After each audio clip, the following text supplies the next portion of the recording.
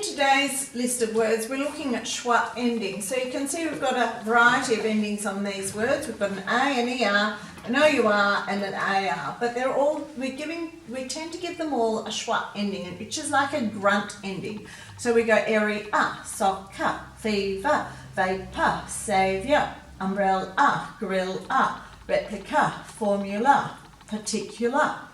So there are lots of different ways we can write an R-controlled vowel.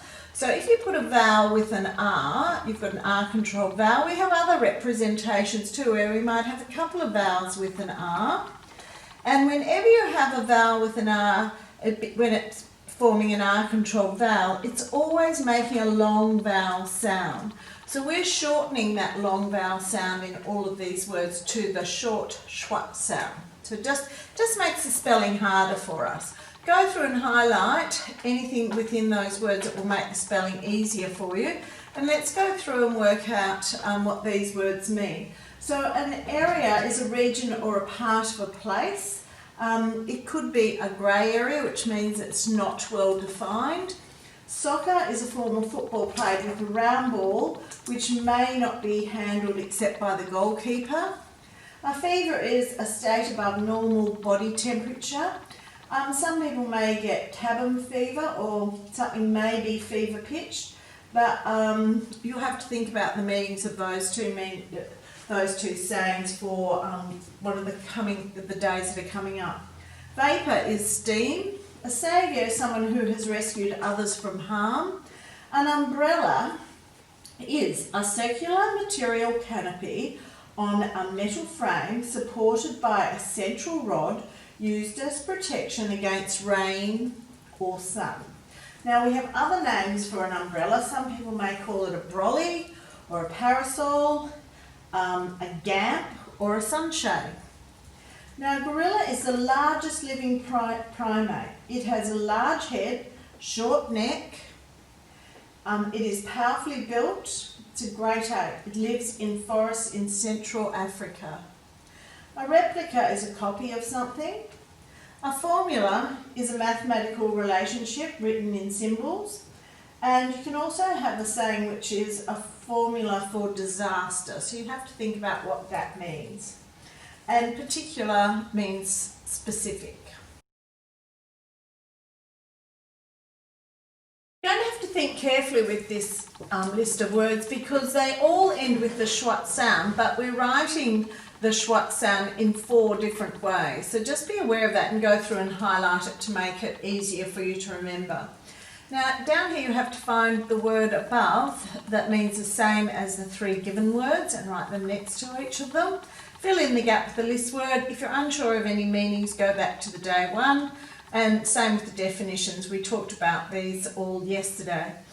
Complete the expression, then use one in a sentence. So you've got to work out what the missing word is for each of these common expressions and then use just one of them in the sentence. We want you to try and write one sentence with soccer and saviour in it and another sentence with replica and particular in it. Now on day 1 we also discussed other names for an umbrella. So there are 4 words within this set of 8 that also are names for an umbrella. So see if you can remember them from the day 1 video. Just go through and highlight with each of these list words at the top the schwa sound, or the letters that are representing the schwa sound in each of these words. Now make the adjective, then use it in a sentence. So we've shown you here, if you add ish to fever, you're going to end up with an adjective, a handy thing to remember in your writing. And we've added IC to formula, so you can work out what the new word is and use both of those words in a sentence. Now make the verb, then provide a definition. So we've given you instructions here on how to change the word into a verb, so be mindful of that for your writing in the future, and then provide a definition of each of them.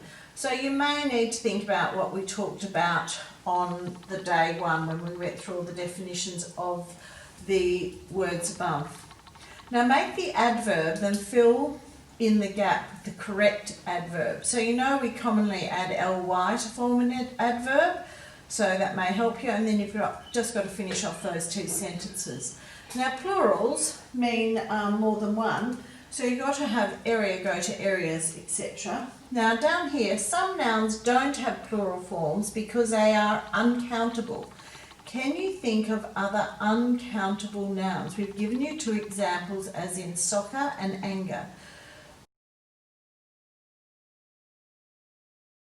Today's activity is about adjectives, and we've got Gideon the gorilla to help you. So some of the adjectives describe him physically and some describe his personality. We want you to write 2 more for each of his physical appearances and 2 more adjectives for his personality. Then down the bottom we want you to write at least 10 sentences.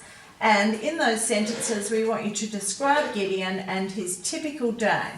We want you to use at least 30 adjectives, so that's about 3 per sentence. And then when you've finished all your sentences, we want you to go back and highlight all the adjectives that you use to describe the nouns in your sentences.